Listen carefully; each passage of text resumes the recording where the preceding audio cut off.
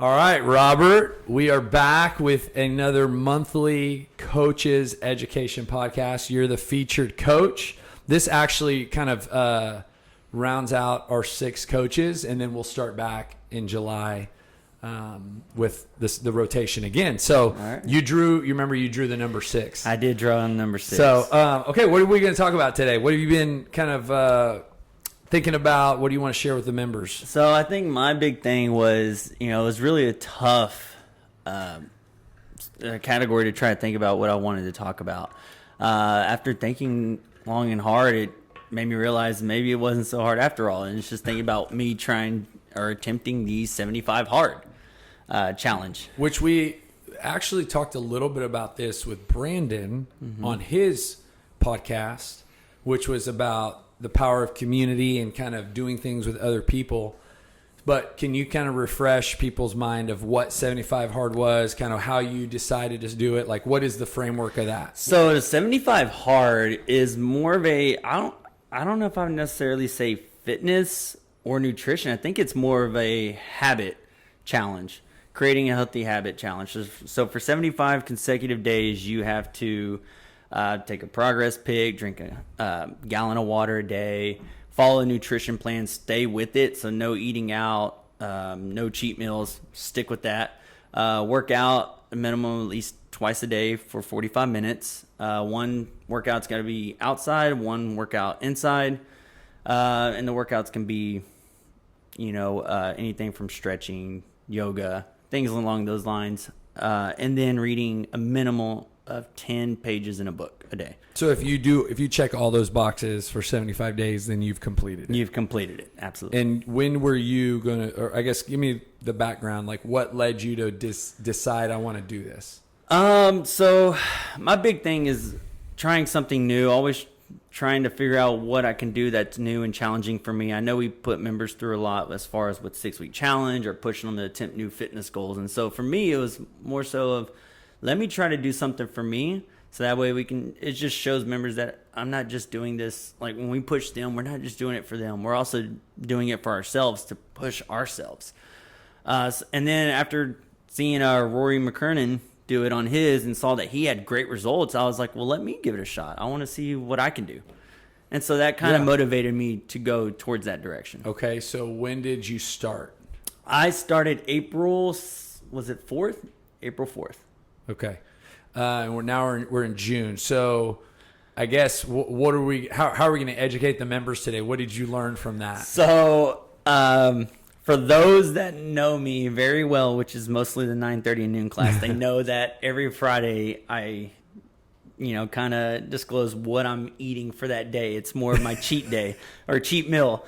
And so they're always excited about it. So for at least the first month of that, they were pretty bored with it because I didn't have anything. I was like, it was chicken, rice, and Brussels sprouts. Like that was my meal. So it was one of those that I know I kind of bummed everybody on for a little bit there. But I think what really helped me was just establishing new habits, creating new habits, prioritizing things, learning how to prioritize your day. We always say we don't have enough time in a day. But if you really think about, if we're standing in the kitchen ready to cook our food, but if we're scrolling through social media, like you waste 10 minutes like that. Yeah. So it's learning how to just knock out everything on that checklist and then maybe going to social media or whatever it is you choose to do. But it's just prioritizing. Yeah, because if you have to read 10 pages, work out twice, I mean, your calendar's definitely something that you need to think about. And I think when people do a 6-week challenge, there's a similar adjustment needed to meal prep or to work out more often, if you're going to maximize that. Absolutely. So how long did you make it? Because I think, spoiler alert, part of what you're going to share today is kind of what you learned in just starting it, but also what you learned in maybe not necessarily needing to finish it. So unfortunately, I did not make it the full 75 days. I made it 25 days. 33%. 33%, I'll take it. But I mean, I honestly learned so much. I think the biggest thing of all though was like my nutrition. Just I thought I had solid nutrition, but then I never really, when I followed with the RP app, the RP diet app, I realized that I was actually taking in more fats than I needed to. And so I wasn't really, at the time, following through with it 100%. I had the app, I was logging things in, but I never really realized not all my meals were meeting my macros. So then it made me really get a better understanding of as far as what I was taking in and, how much fats or proteins there are in certain meats. Like I know turkey, I realized like I love turkey, and I realized it was a lean protein, but there's a lot of fat in turkey for me. Mm-hmm. So I can't have a whole lot of turkey meat. And then it was really eye-opening, to be honest, to say the least. What were the biggest adjustments that it caused you to make? Because I think what sometimes people will say is like, well, especially talking about the coaches and the staff, or even, if, somebody who's already got a lot of healthy habits is like, I'm going to do a 6-week challenge, right? Mm-hmm. Well, like, what are you going to change, right? So it's like, but what you're saying is, that you had obviously some weaknesses in your diet, or maybe that were exposed. Like, what would you say, apart from just the fat being exposed, like what were some of the bigger changes for you in that trial period or 25 days? I think some of the bigger changes were just eating more consistently, especially on the weekends. On the weekends, we all tend to deviate from our nutrition just because it's the weekend. We're like, hey, it's the weekend. We don't care. Saturday, Sunday, let's do pizza and, whatever else maybe, but we're actually sticking to it. So from Monday, literally through Sunday, I had my nutrition and I stayed with it. And it made me, there were so many things that came from that. And of course, within the first 2 weeks, you're not noticing these effects, but you notice you're getting some unwanted cravings. So you're starting to crave the sweets. You're starting to crave wanting to eat out just because your body's used to that. And now I'm having to adjust to not eat that. So what did I do to help prevent these cravings? Well, for sweets, I leaned more towards more fruit. I incorporated more fruit into my nutrition so that way it could, kind of take away that craving for sweets. I started drinking more sparkling water. I had more water in general, but it was just, there was a lot of things I was noticing. I was able to start supplementing for these unwanted cravings and for just adjusting my body to this new style. So what do you think like a member or somebody who's listening to podcasts can take away from that? Like what is something that, they can understand that can apply to kind of their current circumstances? I think one of the biggest things they can apply is just finding something that they really enjoy. And again, for me, it was incorporating fruits into my nutrition, but fruits held a lot of carbs. So I was able to, cut back on the carbs as far as for my food and then incorporate the fruit. And that would kind of fill in the extra carbs that I needed for the day. So I think it's just trying to find a fruit or something that you really enjoy and just incorporate that into that craving. Mm-hmm.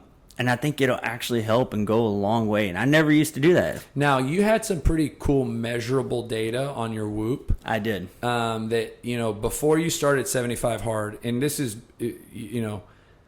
your subjective view, like how would you say your diet was on a 0 to 100? Like, so what would you score it? I mean, I would probably do like maybe 80% good and then maybe 20% bad. And you, in a measurable piece on the Whoop is kind of like your HRV. Right. And that is dictated by rest, by workouts, heart rate. What else goes your nervous system, like all that's impacted. And your average HRV before 75 Hard was what? It was, for HRV, it was 38. Okay. And then you started 75 Hard, and what changes did you see? So in the month of April, my HRV went from a 38 to a 40. So it increased a little bit. It increased by 5%. But then after April and then going into May, it went up to 52, which was a 30% increase. And that was when you stopped doing 75 Hard, or were you at the end? So I think in May you had like a little bit. I think I stopped like maybe the first 2 weeks in, but still maintained everything as far as like nutrition, drank a ton of water, so hydration was really key. We limited eating out to just once a week. So my nutrition probably went to like maybe, I don't know, if between 90, 95, and then like just a small So what that percentage. number tells you is probably the habits, right, that you were doing through the 75 hard really made a difference. Absolutely. And then now, have you dropped back to 38 since you stopped, or were? No, I mean, I'm still showing great HRV. Now, of course, keep in mind that this past week has been Memorial Day weekend, and so, you know, a lot of people go camping. There's a lot of things that that are, you know, taken into factor whenever you're trying to go off your HRV or your resting heart rate. So I think the resting heart rate was also really good. What was that? So before 75 hard, I was at 63 beats per minute. Okay. That was resting. Month of April, I dropped to 62. Okay, so nothing too crazy. But then the month of May, I went down to 59. So I had a plus 5 increase from Yeah. the And, you previous know, month. it's interesting. I love that you bring that up because the HRV might be something that not many people are familiar with because it's unique to Whoop. But resting heart rate is something that everybody's familiar with, right? I mean, Right. I remember being a kid and you have your 2 fingers on your wrist or your throat, basically, and checking how many beats you do in 10 seconds multiplied by 6 or however you do it. But resting heart rate is so key because somebody might look at like, okay, 63 to 59 or 58. That's per minute, right? Per hour, that's, you know, 240 less beats per day, right? And we want resting heart rate low, right? And that's why I always say exercise is so beneficial because if it's harder for you to do everyday activities, Yes.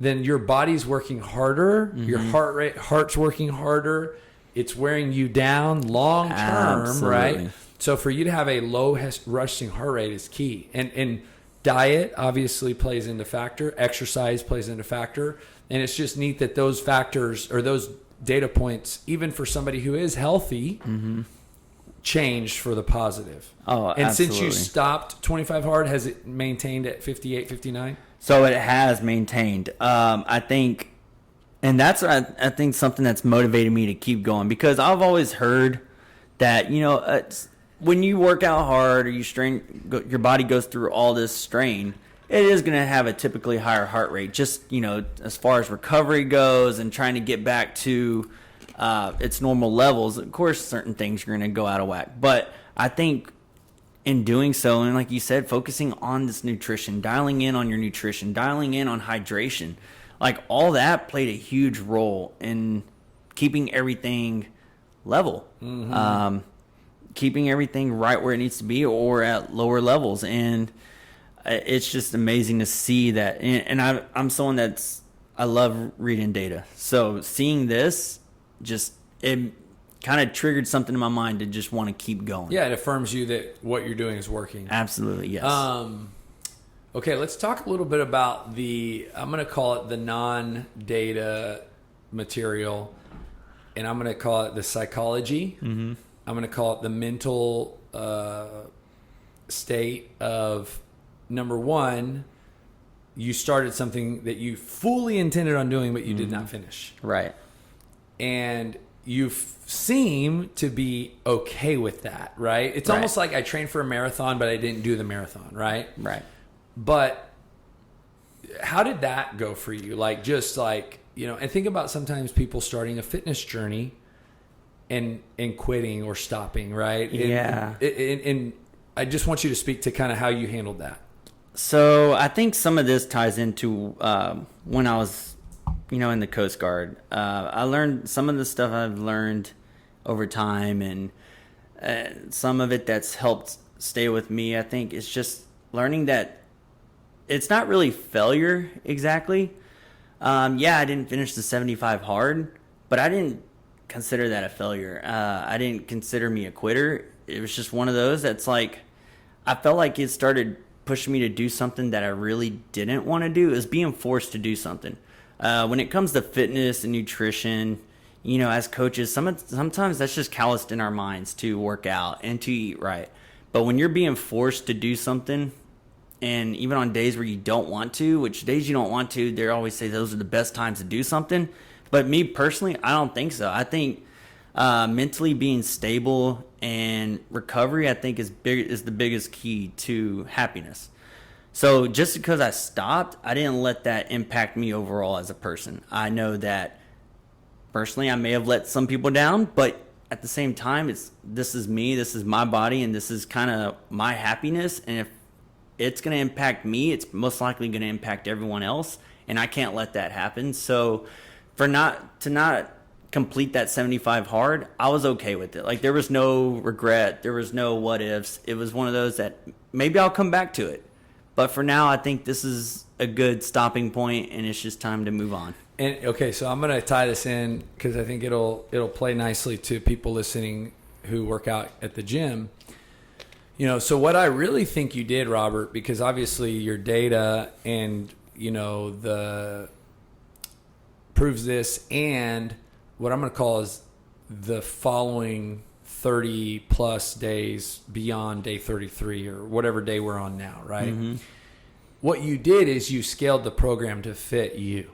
Exactly. So you started it as prescribed, 33 days, and then you realize, like, man, this as prescribed is really not complementary to my life and complementary to my goals. Right.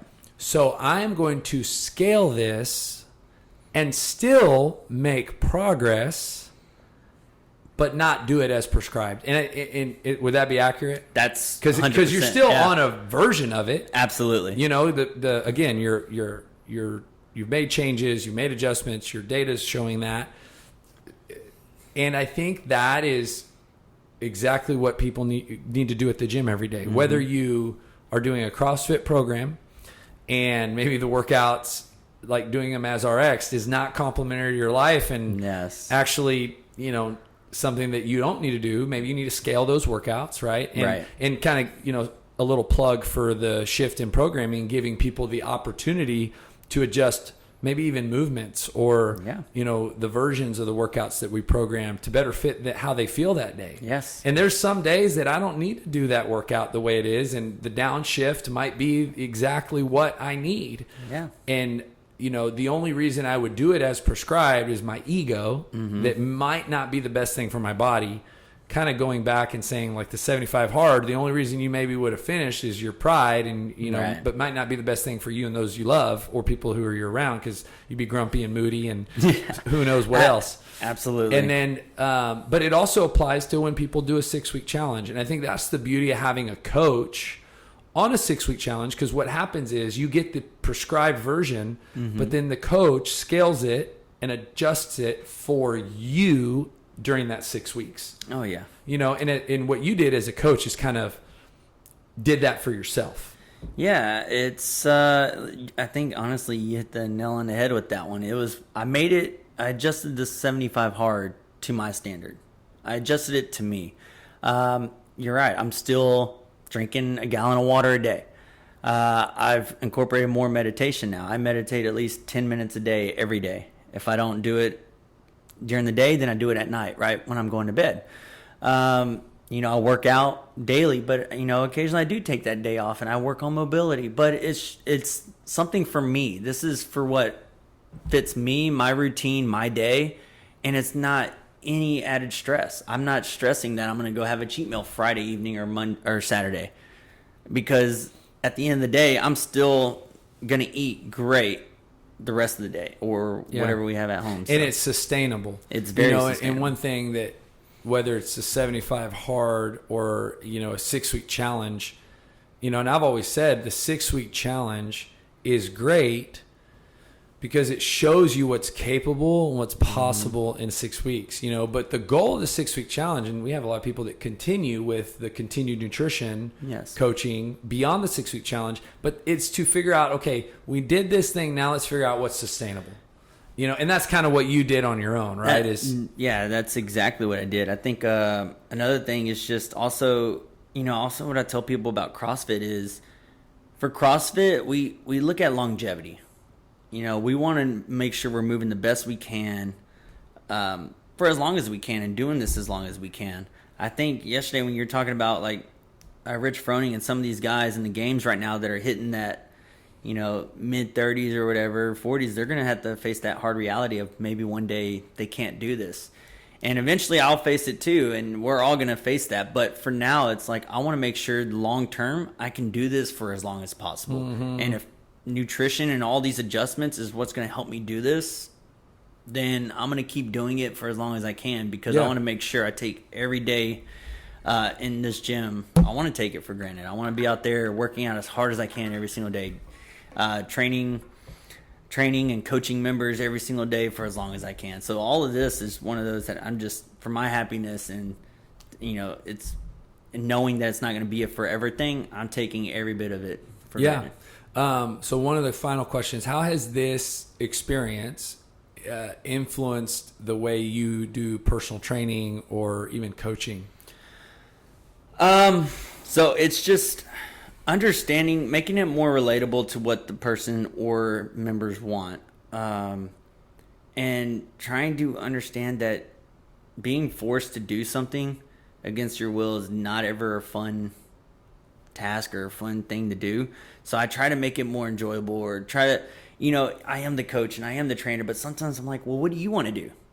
Tell me what you want to do. I understand that I'm the coach or trainer and I'm supposed to have these ideas, but sometimes it's great to hear what you want to do, so that way I can program that for you, and you're going to be happy and I'll be happy, and at the end of the day everyone's going to be happy, and it's just finding that common ground. Kind of not having that rigid, which again, the 75 hard is kind of rigid, and more so having the flex, and I've said this too, like, especially with exercise, like I think CrossFit's great sometimes because it does make you do what you don't want to do. Mm-hmm. But if it's just not fun, you're going to quit doing it. Yeah. And that's not what I want. We want exercise and nutrition. It's like what is neat. I always say it's a much better idea when it's your idea. Mm-hmm. If I can, the obvious thing, if somebody's drinking soft drinks, right? You shouldn't drink soft drinks. Right.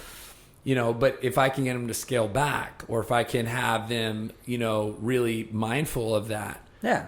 And sometimes it might be don't drink soft drinks anymore, depending on the relationship, depending on the, goals. But at the same time, it's a much better idea for them to stop drinking soft drinks when it's their idea. Yeah. And most of the time that comes like with you, like, oh my goodness, my resting heart rate's going down. Oh my goodness, my HRV's going up. Oh my goodness, maybe water's helping. Maybe this is helping. You know what I mean? And that's kind of the journey that we're all on. And so having that balance of leading people, but allowing them to kind of also have a little bit of feeling like they are influencing. I think it's okay to think for yourself sometimes. Yeah. Absolutely. Mm-hmm. Well, man, thanks, Robert. Yeah, awesome job. Congrats. Thanks. It sounds like the 75 hard was a really very good learning experience and kind of still having lasting effects. Absolutely. All right. Appreciate you sharing. Thanks, Charlie.